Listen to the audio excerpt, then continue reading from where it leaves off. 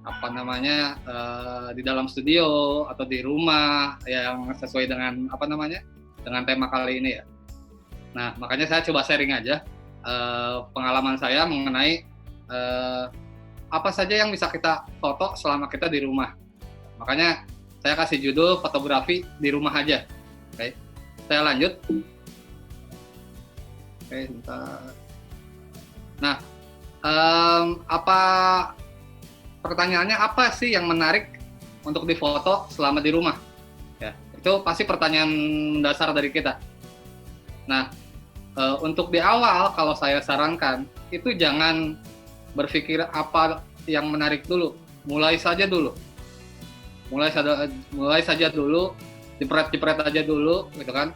Sebenarnya di setiap sudut rumah kita pasti ada yang menarik, asal kita bisa melihat, kemudian mengatur, gitu kan? Makanya di apa namanya di tahap pertama yang harus kita lakukan adalah kita mulai saja dulu. Oke, seperti saya kasih contoh di sini, kita bisa ngambil foto di dapur, gitu kan? Atau kita bisa ngambil foto baju yang tergantung di kapstok, atau misalnya ya benda-benda lain yang ada di rumah kita. Oke, kemudian selanjutnya, kalau sudah mulai kita jepret-jepret, coba kelilingi setiap sudut rumah kita. Nah, seperti yang tadi saya sampaikan, sebenarnya sudut rumah kita itu pasti ada yang menarik. Pasti ada yang menarik. Mungkin bagi kita nggak menarik, karena kita setiap hari tinggal di rumah kita, ya. Karena kita setiap hari tinggal di rumah kita mungkin tidak menarik, tapi mungkin bagi orang lain itu menarik.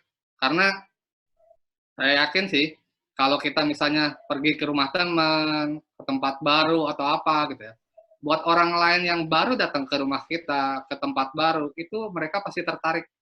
Pasti lirik sana, lirik kanan, lirik kiri gitu kan. Nah, makanya coba kelilingi setiap sudut. Saya kasih contoh juga di sini kan, bisa dilihat tampak depan rumah, ya kan. Kemudian ruangan di dalam, tapi karena ada kaca besar di luar gitu kan, ada kita bisa mengambil gambar seperti itu. Atau misalnya hanya satu sudut aja, yaitu kursi, kemudian ada meja, tapi dia dapat cahaya dari luar. Gitu ya. Itu salah satu contohnya. Kemudian apalagi sih yang bisa kita lakukan?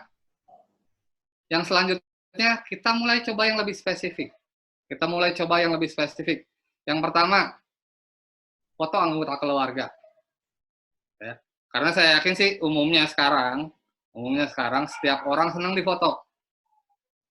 Mungkin bisa istri, suami, orang tua, anak. Saya ambil contoh di sini anak kecil. Karena biasanya anak kecil paling paling senang difoto, terus kemudian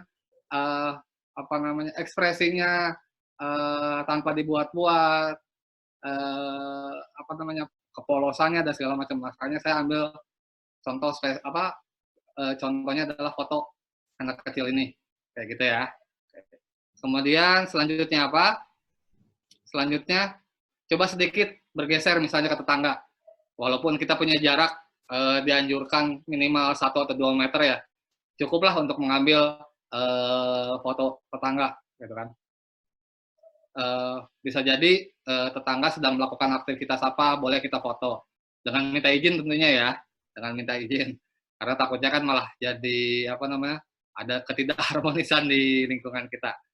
So, misalnya saya ambil contoh di sini, ini anak-anak tetangga saya yang sedang main di luaran, gitu kan. Saya ambil foto-fotonya.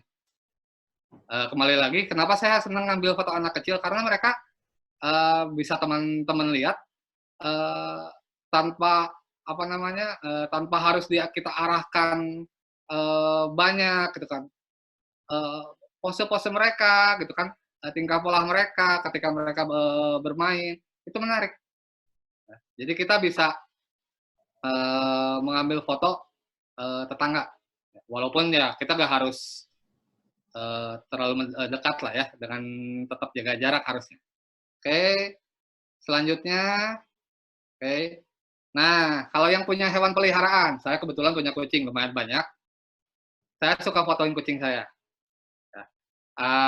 Cuma kebetulan ini kucing-kucing saya lagi tidak dilepas, jadi saya ambil fotonya lagi di balkon rumah aja. Ya.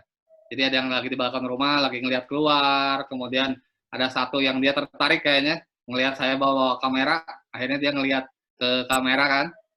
Kemudian yang satu lagi kebetulan karena kucingnya mulai beranak, saya ambil apa namanya anak kucingnya, kemudian saya fotoin kayak gitu ya. Kemudian selanjutnya, um, saya yakin di lingkungan kita minimal adalah tumbuhan gitu kan, atau mungkin rumput atau apa gitu kan, atau misalnya biasanya kan ada kucing liar gitu kan, atau ada burung. Kita bisa mulai mencoba ambil foto dari apa namanya objek-objek tersebut. Bisa kita ambil foto bunga. Ya. Kalau foto bunga tentunya tidak terlalu sulit lah ya karena bunga diam. Atau mungkin kalau misalnya mau lebih apa namanya mau lebih sedikit lebih menantang, gitu. Kita bisa mulai dengan mengambil foto-foto binatang. Saya ambil contoh di sini foto saya, foto makro dari belalang, ada 2 belalang. Kemudian satu lagi foto ulat, atau misalnya bisa dengan hewan-hewan yang lain, misal kupu-kupu, kucing liar, kayak gitu kan. Kita bisa mengambil. Kemudian yang selanjutnya, nah, saya yakin di masa apa namanya PSBB ini, saya yakin kita bakal lebih banyak makan di rumah, ya kan? Mungkin masak lah ya, masak di rumah, meskipun sekali-sekali beli gitu kan. Nah kita mulai bisa mencoba mengambil foto masakan yang dibuat di rumah. Saya ngambil contoh, memang kebetulan karena contohnya tidak sedang memasak, tapi karena ada contohnya donat, saya coba susun donatnya, ya kan. Terus ada contoh yang apa namanya kurma beserta saya lupa NMM kalau MNM kalau nggak salah ya, beserta teh saya fotoin, kemudian uh, jajanan apa somai saya fotoin juga. Nah ini tidak terbatas ke makanan-makanan ini aja sih. Yang penting kita bisa mulai memfoto, kemudian mengatur, menata, kemudian uh, yang terutama sih yang pastinya melihat dan mengatur arah cahaya. Oke. Yang selanjutnya, nah seperti yang terakhir barusan saya sampaikan, di fotografi itu sebenarnya yang paling utama adalah cahaya. Ya. Karena tanpa cahaya, foto kita tidak akan jadi. Yang pasti hanya apa namanya blank aja hitam. Ya. Makanya arti dari fotografi sendiri adalah melukis dengan cahaya. Oke. Paling gampang, ya. Kalau menurut saya paling gampang yaitu menggunakan cahaya yang memang kontinu, ya. Bukan pakai flash. Kita menggunakan cahaya yang kontinu. Dan cahaya yang paling bagus, cahaya kontinu yang paling bagus menurut saya adalah cahaya yang masuk dari jendela. Cahaya yang masuk dari jendela. Makanya saya sangat sarankan mulai gunakan cahaya yang masuk dari jendela untuk memperindah foto kita. Ya, gunakan cahaya yang dari jendela untuk memperindah foto kita. Teman-teman bisa coba googling, ya, keywordnya window light photography. Ini akan banyak sekali contohnya.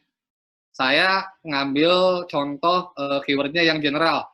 Tapi misalnya teman-teman mau yang lebih fokus ke mainan, tambahkan aja toy. Mau ke makanan seperti yang sebelumnya, tambahkan saja lagi food photography yang menggunakan window light kayak gitu.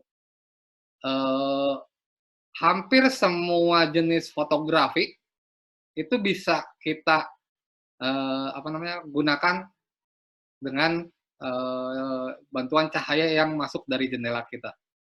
Dan saya jamin kalau teman-teman sudah menguasai bagaimana menggunakan cahaya dari jendela, hasilnya pasti akan luar biasa.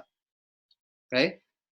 Nah, saya kasih contoh karena saya kebetulan sering motretnya orang, misalnya pre-wed gitu kan, atau wedding gitu. Saya ambil contoh-contoh dari hasil kerjaan saya. Ini yang pertama ada foto baju yang dipakaikan di manekin. Ini saya ngambil sengaja memang menantang cahaya yang masuk dari matahari, dari jendela ya, sorry. Dan hasilnya bisa dilihat di sebelah yang paling kiri. Kemudian contoh yang kedua, ini ada sepatu. Jadi tidak hanya baju, tidak hanya makanan, tidak hanya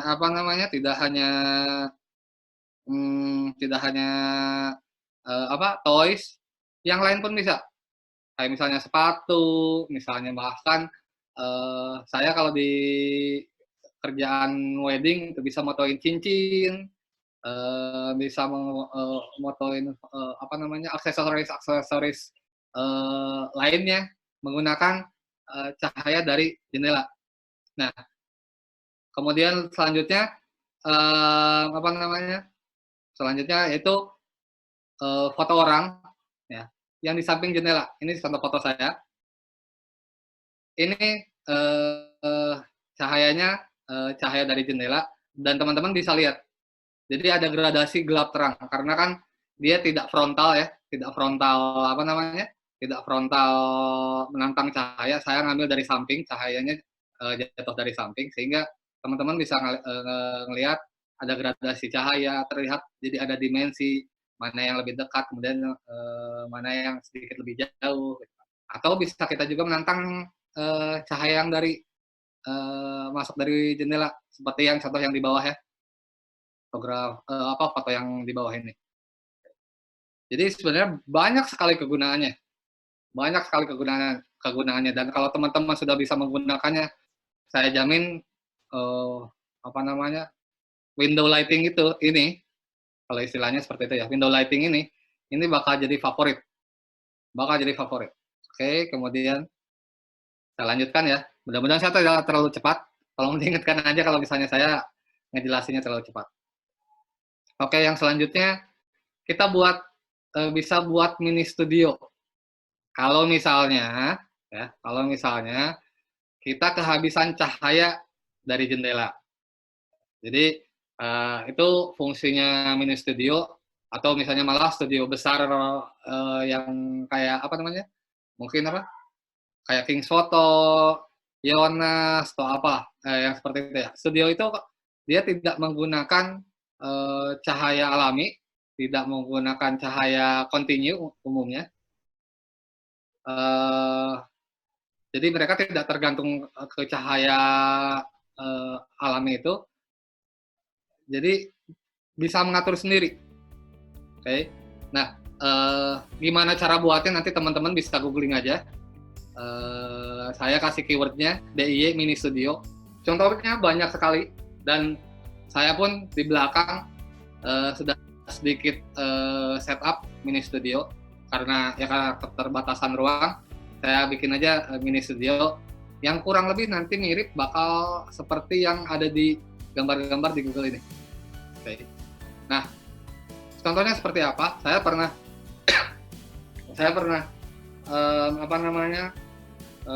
praktek. Contoh yang pertama, mini studio itu bisa jadi ya, kita cari aja gambar yang bagus sebagai background, kemudian kita tampilkan di layar monitor. Nah, kita tambahkan objek di depannya. Kayak saya contoh nih, saya motret Lego, ya, figur Lego. Saya gantung, teman-teman mungkin bisa lihat di sini ada tali, ya, di sini ada tali. Ini saya gantung dengan background yang sebelumnya saya foto sih di tempat lain. Nah ini dengan kondisi seperti ini, jadi seolah-olah figur ini sedang berada di background yang kita fotoin itu. Nah, gitu. Contoh lainnya seperti ini juga ada, ya. Ini sama juga saya gantung. Oke. Atau kalau mau sedikit ribet, ini saya setup seperti ini. Saya setup seperti yang di sini. Jadi saya siapkan baskom berwarna biru. Kenapa saya pilih berwarna biru? Karena saya ingin, ini kan ada flash ya. Flash yang saya tembakkan ke baskom berwarna biru itu akan memantulkan cahaya kembali berwarna biru agar dapat efek